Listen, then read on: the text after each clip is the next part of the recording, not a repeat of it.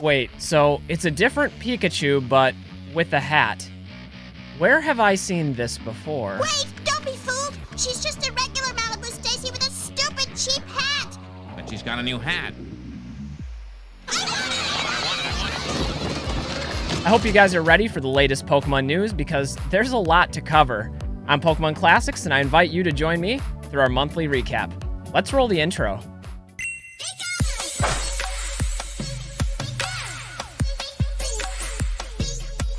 Hey everybody, what's up from Pokemon Classics, reminding you that the classics never go out of style.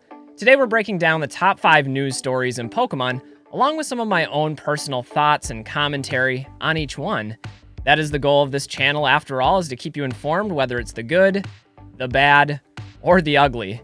Also, as is tradition on this series, don't forget to stick around to the end of the video for my top 5 content recommendations. These are some of the best PokeTuber videos of the month, and I'd highly encourage you to give each and every one of them a watch. Anyway, let's dive into our first story. First up, we have some product news. The type of product news that I'm really excited about.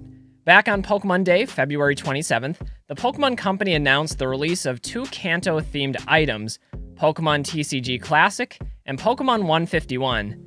Now the first of these, Pokemon TCG Classic, is a premium box featuring 3 playable decks, merging the original Big 3 from base set with a variety of modern EX cards. The blending of past and present is really cool in my opinion, appealing to both collectors and players, while also bridging the gap between vintage and modern.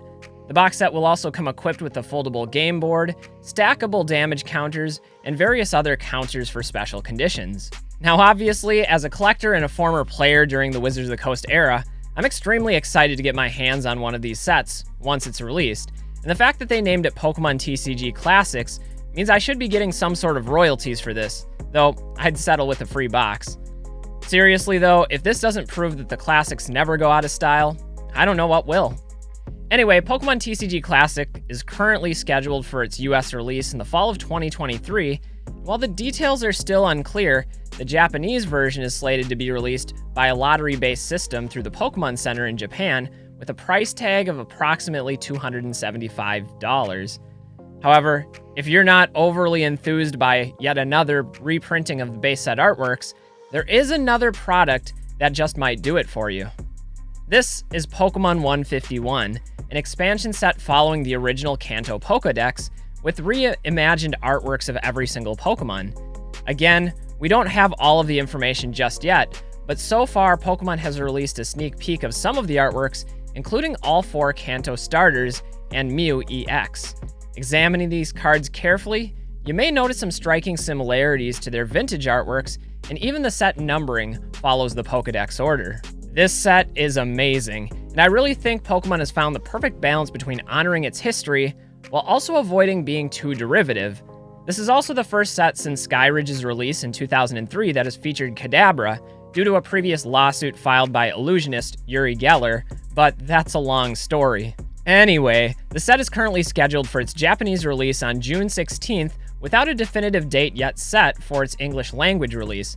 The set is also reported to contain 165 total cards before any secret rares, meaning there are 14 cards beyond the original Kanto Pokédex. Now personally, I'm anticipating these additional cards will be trainer cards, possibly even the Kanto gym leaders, but that's just my own speculation. Let me know what you think about Pokemon TCG Classic and Pokemon 151 down in the comments below. Speaking of changes to Pokemon, there are some big changes coming with the introduction of the next generation, Pokemon Scarlet and Violet. And what I can only describe as one of the more unusual changes I've witnessed is the introduction of Paradox Pokemon. Paradox Pokemon are essentially prehistoric or futuristic versions of existing Pokemon, which can be unlocked in the new Scarlet and Violet games. Admittedly, I haven't played Scarlet or Violet and know very little about the specifics of these Pokemon, their stats, or how to unlock them. But what I can say is they're pretty strange. For example, you have Walking Wake, basically a Suicune reimagined as a Velociraptor, or Iron Thorns, a robotic version of Tyranitar, which is kind of ironic since Tyranitar is basically a dinosaur. On the one hand, I really can't criticize Pokemon for trying something new and potentially innovative, but changes like this and terastallized Pokemon just seem a little too gimmicky for my taste. To be fair though, I am a bit of a boomer, so you'll have to let me know your thoughts on Paradox Pokemon, whether the Pokemon Company is trying too hard to pursue change simply for the sake of change, or if you see some potential here. Another notable change is the much anticipated return of the Holofoil border previously seen in the original EX era of Pokemon, spanning from Ruby and Sapphire in 2003 through Power Keepers in 2007, and with one other brief appearance in 2011's Call of Legends. There's also speculation about the potential return of the Galaxy Holofoil pattern. Images have surfaced of French 3-pack blisters with the included promo cards reverting to the much-beloved Galaxy Holo pattern, as opposed to the standard and, in my opinion, bland, horizontal sheen pattern used on the English promos that have been released so far. It's just my opinion, but how can you not love this Arcanine? The Galaxy Holo really brings the whole EX aesthetic together. Anyway, there are still a lot of unknowns, not the Pokemon, but uncertainties, about the future of the Scarlet and Violet era. But let me know what you think about these new Paradox Pokemon and the potential Holofoil changes down in the comments. This next headline is one we've been covering for a while now on Breaking News, but after winning the Pokemon World Coronation Series Master 8 tournament, Ash and Pikachu's story arc have officially ended, at least in the Japanese television run. Originally debuting in Japan in 1997, the Pokemon anime has followed Ash on his journey to become the world's greatest Pokemon trainer for 25 years, with quite a few ups and downs along the way. However, after finally accomplishing his goal to be the very best, Nintendo announced that the upcoming season of the anime would be the last for this iconic duo. This final season, titled Pokemon Ultimate Journeys, the series, features 11 episodes, with the final one debuting in Japan on March 24th. Now, I haven't watched these last episodes yet, so there won't be any spoilers here, but what I can say is how much Ash and Pikachu's journey has meant to me over all of the years. While I haven't stayed current with the anime since I was a kid, the early seasons were a defining part of my childhood. I'll never forget watching the show with friends and playing cards, or going to the movie and receiving the coveted Ancient Mew promo. It was such a magical time. Anyway, I hope those final episodes provide some much-needed nostalgic catharsis for all of us still emotionally attached to the past. Looking ahead, Pokemon has already introduced the new protagonists, Liko and Roy, who will be the stars of Pokemon Horizons, the next generation of the anime. Interestingly, the trailer also featured a supporting character named Fried and his Pikachu, Captain Pikachu, which feels a bit ridiculous to me. I can't remember who initially shared this Simpsons meme, but it's perfect. Fool. She's just a regular Malibu Stacy with a stupid cheap hat. But she's got a new hat. It's a Pikachu, but with a nautical hat. To me, this suggests that the Pokemon Company is aware that Pikachu is the cash cow of the franchise, and rather than fully committing to these new characters in this new direction, they're using Captain Pikachu as an insurance policy while pandering to the masses. Again, though, I'm probably just being a boomer here, imposing my own sense of nostalgia on the franchise rather than letting it evolve into its own new direction. But anyway, I'm looking forward to watching all 11 episodes concluding Ash's journey, and I'm sure it will be bittersweet. You'll have to let me know what you think of Pokemon's decision to retire Ash and Pikachu, while also introducing Captain Pikachu. If nothing else, it'll be fun to see how the future unfolds. Turning our attention to something more controversial, Pokemon made it onto mainstream news stations across the country recently due to a disqualification at one of its regional tournaments. According to news reports, 17-year-old Makani Tran was competing in the Charlotte Regionals when his match was selected as one to be streamed out to viewers. Prior to the match beginning, he and his competitor, Alex Szymanski, were asked for their preferred pronouns by one of the tournament judges. Makani responded with he, him, followed by a slight pause and an awkward laugh. The tournament judge, who identifies with they/them pronouns, took offense to the laugh, and after consulting with other judges, decided to have Makani disqualified for violating Pokemon's inclusivity policies. Makani's story went viral after posting about his experience on Twitter, explaining that his pause and laugh were due to nervousness at being live on stream and being unable to recall the third possessive pronoun, his, at the time. Nevertheless, Makani was removed from the tournament early and forced to leave the venue in a very unfortunate situation.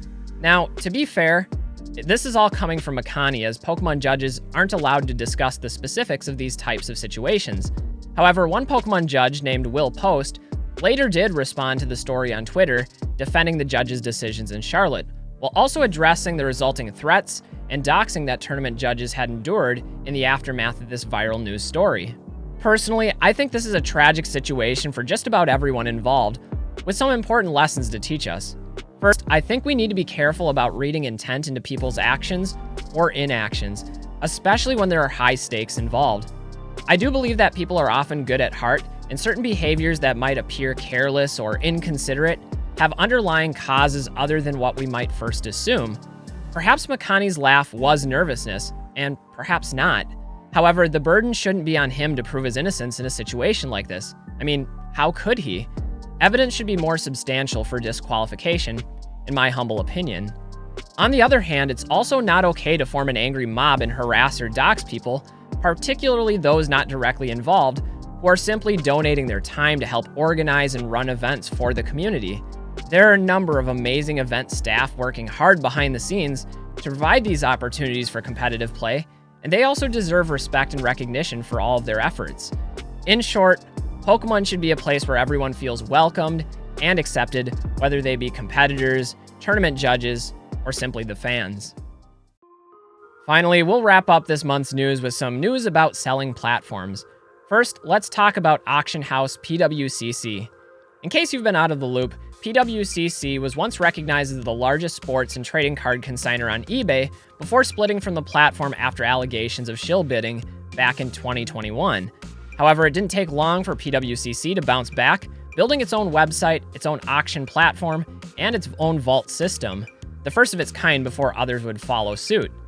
Now, PWCC has introduced something else new, PWCC Breaker Network, its own take on live stream pack breaks, allowing partners to use PWCC as an authentication service and middleman for grading and selling.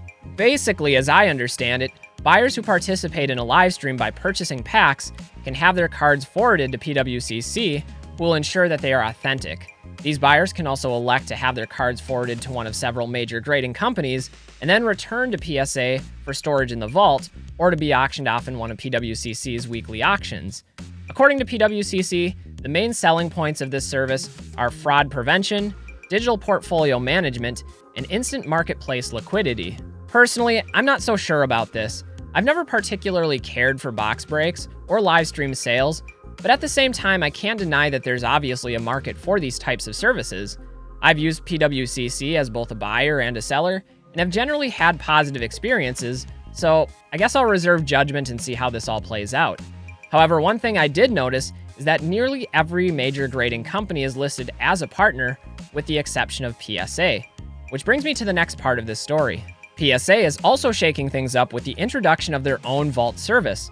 Much like PWCC and eBay, PSA's vault storage option also has a selling platform, a direct-to-market partnership with Golden Auctions for those looking to auction their vaulted items.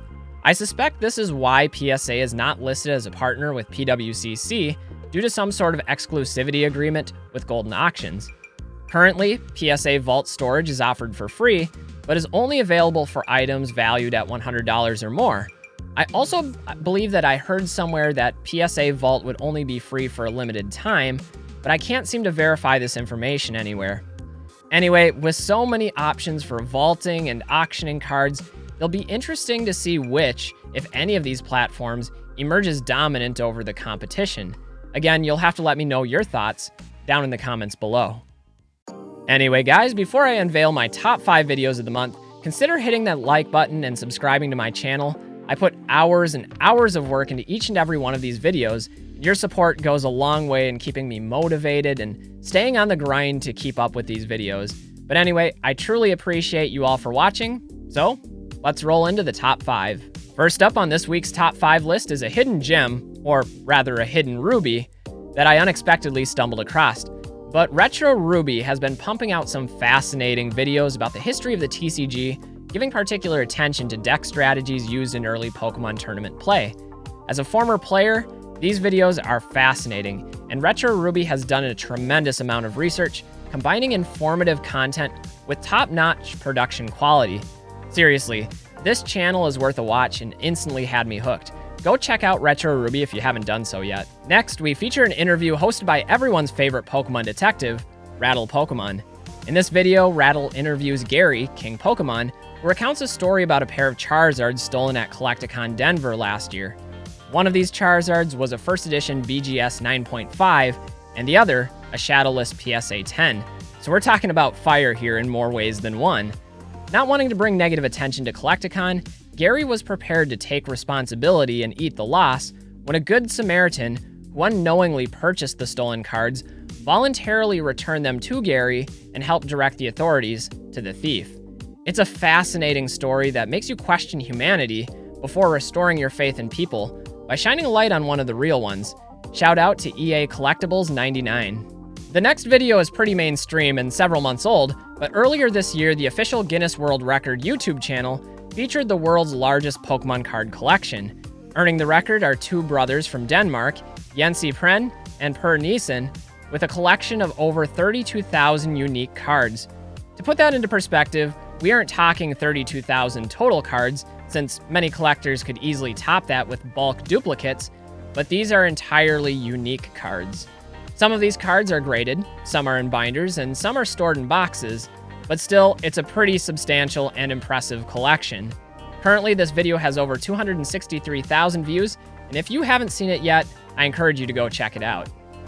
Speaking of collection videos, this next one is pretty wild and coming from an unlikely source, but pack opening staple Leonhart recently unveiled a major collection purchase made by Rare Candy. The Japanese collection is perhaps the most comprehensive collection that I've ever seen trade hands, featuring an unreal amount of highly sought-after chase cards, including gold stars, shining cards, snap cards, trophy cards, and much, much more.